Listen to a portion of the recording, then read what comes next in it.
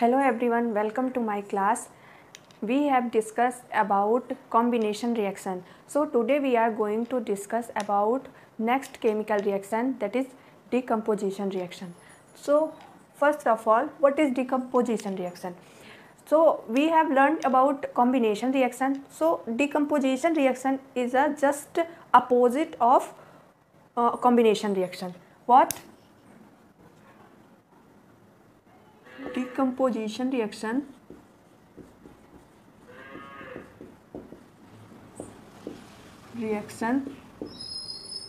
is opposite of combination reaction. Okay, so we have learned that what is combination reaction. We have learned combination reaction में to और मोर substances combine होके one new single substance बनाते थे as a product. सो इसका उल्टा क्या हो जाएगा? कॉम्बिनेशन रिएक्शन का उल्टा डिकम्पोजिशन रिएक्शन में वन सब्सटेंस ब्रेक्स डाउन और डिकम्पोज टू फॉर्म टू और more simpler substances as a product. ठीक है, तो what will be definition? A reaction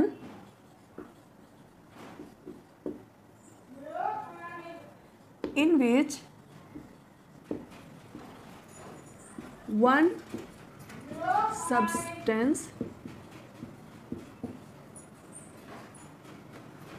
decomposes to give two or more simpler substances. Okay, ठीक है. तो इसमें क्या होगा? जस्ट कॉम्बिनेशन रिएक्शन का उल्टा. अब कॉम्बिनेशन रिएक्शन में वन और मोर सब्सटेंस कंबाइन होके न्यू सब्सटेंस बनाते थे, साथ में बहुत सारी एनर्जी रिलीज होती थी, साथ में बहुत सारी हीट निकलती थी. ठीक है, तो इसमें जस्ट उल्टा होगा. किसी भी सब्सटेंस को डिकम्पोज करने के लिए या ब्रेक डाउन करने के लिए हमें इसमें उल्टा एनर्जी देनी पड़ेगी. जैसे हम लेते हैं calcium carbonate example.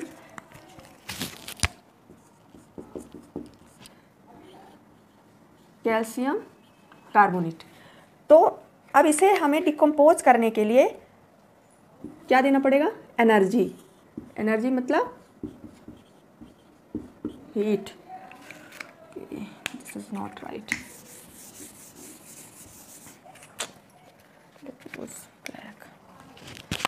What? Calcium carbonate heat. ठीक है, सीधी सी बात है. कैल्शियम कार्बोनेट को लिया और हमने किसी बर्नर पे चढ़ा दिया तोड़ने के लिए. अब हमें उसे एनर्जी देने की ज़रूरत पड़ रही है. इसको तोड़ने के लिए, कैल्शियम कार्बोनेट को तोड़ने के लिए किसकी ज़रूरत पड़ रही है? हीट की ज़रूरत पड़ रही है. ठीक है, तो ये हमें simpler calcium oxide plus carbon dioxide के फॉर्म में डिकम्पोज होके मिल जाएगा. ठीक है, तो ये थी डिकम्पोजिशन रिएक्शन. अब हमने कॉम्बिनेशन रिएक्शन के साथ साथ पढ़ा था एक्सोथर्मिक रिएक्शन, क्योंकि कॉम्बिनेशन रिएक्शन में न्यू सब्सटेंस फॉर्म होने के साथ साथ बहुत सारी हीट निकलती थी. तो a reaction in which energy is released is exothermic reaction. अब यहाँ पे एनर्जी, हीट और एनर्जी जो है वो निकलने की बजाय देनी पड़ रही है. तो यहाँ पे ये और क्या कहला जाएगी? Endothermic reaction. सो एक और इसमें टर्म जान लेते हैं, एंडोथर्मिक रिएक्शन. ठीक है, क्योंकि यहाँ पे क्या हो रही है? हीट यूज हो रही है. So a reaction in which energy, okay, we can write here, in which heat is absorbed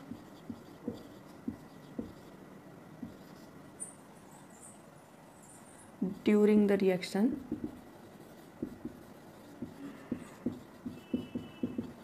is called endothermic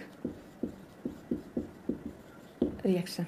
Okay, so this is decomposition reaction and also endothermic reaction. ठीक है, अब हम next discuss करेंगे types of decomposition reaction. ठीक है, अब decomposition reaction के types में हम जानेंगे कि रिएक्टेंट्स को तोड़ने के लिए हम किन किन फॉर्म में एनर्जी दे सकते हैं. Types of decomposition reaction. ठीक है, so there are mainly 3 types of decomposition reaction. पहला thermal decomposition,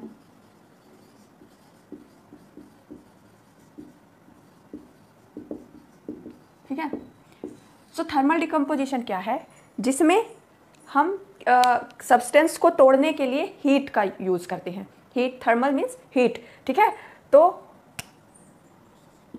a reaction in which heat is used to decompose a substance or reactant also is called thermal decomposition. ठीक है, तो जैसे अभी मैंने example लिया था कैल्शियम कार्बोनेट का. अब कैल्शियम कार्बोनेट को तोड़ने के लिए हमें हीट देनी पड़ रही थी, उसको गर्म करना पड़ रहा था.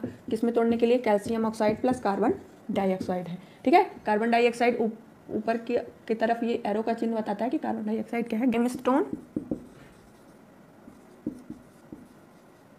limestone, this is quick lime.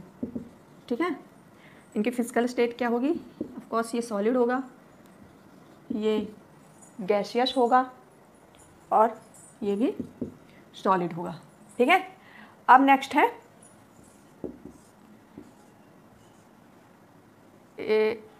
Photolysis. ठीक है, फोटोलिसिस. ठीक है, अब फोटोलिसिस क्या है?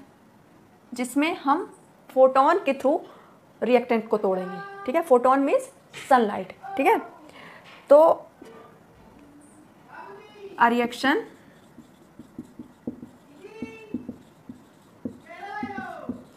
इन विच sunlight is used to breaks down the reactant is called photolysis. Example, AgCl को सनलाइट पर रखने पर, सनलाइट की एनर्जी पर ये Ag और Cl अलग अलग हो जाएगा. इसको बैलेंस कर लेते हैं. Here will be 2 and here also will be 2. ठीक है, तो ये है फोटोलिसिस. ठीक है, तो थर्मल डिकम्पोजिशन, फोटोलिसिस. अब कुछ सब्सटेंस ऐसे होते हैं ना तो हीट देने पे टूटते हैं ना ही सनलाइट देने पे टूटते हैं, तो उनको तोड़ने के लिए क्या दिया जाता है? इलेक्ट्रिसिटी दी जाती है, यानी उनको करंट दिया जाता है उनको तोड़ने के लिए. ठीक है, तो उस प्रोसेस को बोलते हैं इलेक्ट्रोलिसिस. ठीक है, लिसिस का मतलब होता है तोड़ना और इलेक्ट्रो का मतलब है इलेक्ट्रिसिटी के थ्रू. ठीक है, तो इलेक्ट्रिसिटी में क्या होता है, वह रिएक्शन जिसमें सब्सटेंस और रिएक्टेंट को तोड़ने के लिए इलेक्ट्रिसिटी दी जाती है, तो वो क्या कहलाएगी, इलेक्ट्रोलिसिस, ठीक है, या इलेक्ट्रिसिटी के थ्रू डिकम्पोजिशन। तो a reaction in which electricity is used to decompose the reactant or substance is called electrolysis, ठीक है।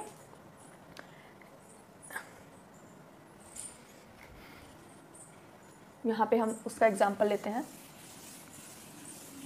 फॉर एग्जाम्पल H2O, ठीक है। अगर हम H2O को हीट देते हैं तो क्या होता है, हम H2O को हीट देंगे तो वो थोड़ी देर में बॉयल होने लगेगा, और थोड़ी देर में और ज़्यादा टाइम तक अगर हम हीट देते रहें तो वो बॉयल होके वेपर के फॉर्म में निकल जाएगा। तो हीट देने से H2O की ओनली फिजिकल स्टेट चेंज होगी, वो अलग अलग टूटेंगे नहीं। जैसे कि अगर हम सोचें कि हीट देने से ये हाइड्रोजन और ऑक्सीजन अलग हो जाए, तो नहीं, हीट देने से सिर्फ उनकी फिजिकल स्टेट चेंज होगी। तो H2O को जब हम इलेक्ट्रिसिटी देते हैं, ठीक है, या करंट सीधा बोलो, तो H2 और O2 के फॉर्म में क्या होगा, ये टूट जाएगा। H2 O2, यहाँ पे 2 लगा दो, यहाँ पे भी 2 लगा दो, ये हो गया बैलेंस। तो ये हो गई क्या, इलेक्ट्रोलिसिस, यानी third type of decomposition reaction. Displacement, ठीक है, reaction. A reaction in which an element displaces by another element from its compound, ठीक है। डिस्प्लेसमेंट रिएक्शन में क्या होगा, सीधी सी कि 2 सब्सटेंस हम लेंगे, उनमें से एक सब्सटेंस का एलिमेंट दूसरे सब्सटेंस के एलिमेंट को डिस्प्लेस करके खुद फिट हो जाएगा, ठीक है। जैसे हमने लिया A और B प्लस C, ठीक है। तो डिस्प्लेसमेंट रिएक्शन में क्या होगा कि C जो है वो A को डिस्प्लेस करके B के साथ खुद सेट हो जाएगा और A को अकेला छोड़ देगा। मीन्स सीधी सी बात है कि C A से क्या होगा, मोर रिएक्टिव होगा। डिस्प्लेसमेंट रिएक्शन में रिएक्टिविटी बहुत ज़रूरी है। रिएक्टिविटी मतलब जो एलिमेंट दूसरे एलिमेंट को डिस्प्लेस करेगा वो मोर रिएक्टिव होना चाहिए किससे, पहले एलिमेंट से। जाहिर सी बात है, जो ज़्यादा रिएक्टिव होगा वही तो दूसरे कम रिएक्टिव वाले को डिस्प्लेस कर पाएगा। तो सी बोलेगा कि मैं ए से ज़्यादा रिएक्टिव हूँ, इसलिए मैं ए को बी के साथ से हटा के खुद वहाँ पे सेट हो जाऊँगा और ए को अलग कर दूँगा। तो क्या बन जाएगा, बी सी प्लस ए क्या होगा, अलग निकल जाएगा, ठीक है। तो डेफिनेशन क्या होगी, अ reaction in which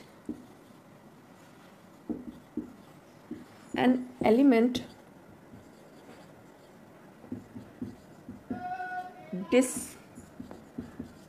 displaces by another element from its compound is called displacement reaction, ठीक है। फॉर एग्जाम्पल, जैसे हम अगर लेते हैं कॉपर सल्फेट, को हम रिएक्ट कराते हैं आयरन से, तो क्या होगा, because of iron is more reactive than copper, तो ये अपना सल्फेट बना लेगा, आयरन का सल्फेट प्लस कॉपर क्या होगा, अकेला निकल जाएगा। ठीक है, अब ये कैसे पता चलेगा कि कौन किससे ज़्यादा रिएक्टिव है और कौन किससे कम रिएक्टिव है, तो इसकी एक सीरीज होती है, रिएक्टिविटी सीरीज होती है, जैसे कि lithium, potassium, sodium, magnesium, calcium, zinc, हाँ zinc, iron, tin, lead, mercury, silver, gold. ठीक है, और यहीं पे कॉपर होता है शायद। ठीक है, तो उस रिएक्टिविटी सीरीज के थ्रू हमें पता चलता है कि कौन सा एलिमेंट किससे कम और ज़्यादा रिएक्टिव है। ठीक है, ये थी डिस्प्लेसमेंट रिएक्शन। इसी के साथ एक और होती है double displacement reaction. Double example Na2SO4 plus BaCl2। तो ये Na2 ये BaSO4 बना लेगा plus NaCl 2NaCl। when two different atom or element exchange in reaction is called double displacement reaction. ठीक है, तो ये थी आज की क्लास। Thank you.